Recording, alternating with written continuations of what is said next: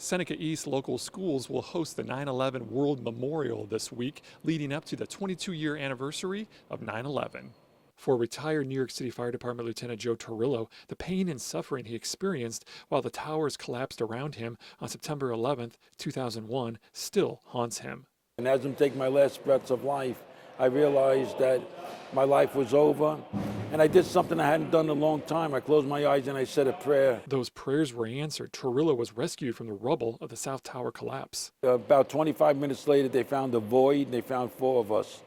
They pulled us out, they put me on a stretcher, and they put me on the deck of a boat on the Hudson River. Torrillo, near death, thought he was safe. Then the North Tower collapsed. The North Tower collapsed on top of the boat.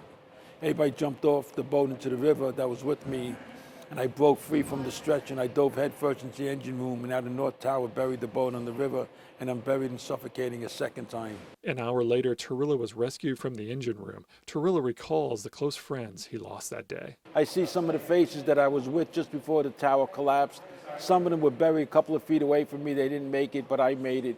343 members of the New York City Fire Department gave their lives that day. Along with retired Lieutenant Joe Torrillo speaking at Seneca East local schools, Mitch Mendler has his 9/11 World Memorial on display, featuring a steel beam recovered from the South Tower. This beam represents freedom. I don't know how else to put that.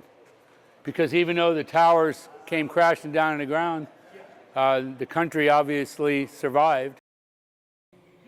Mr. Torrillo will be speaking tonight inside the main gymnasium at Seneca East. That event begins at 7:15 p.m. In Attica, J.D. Pooley, 13 Action News.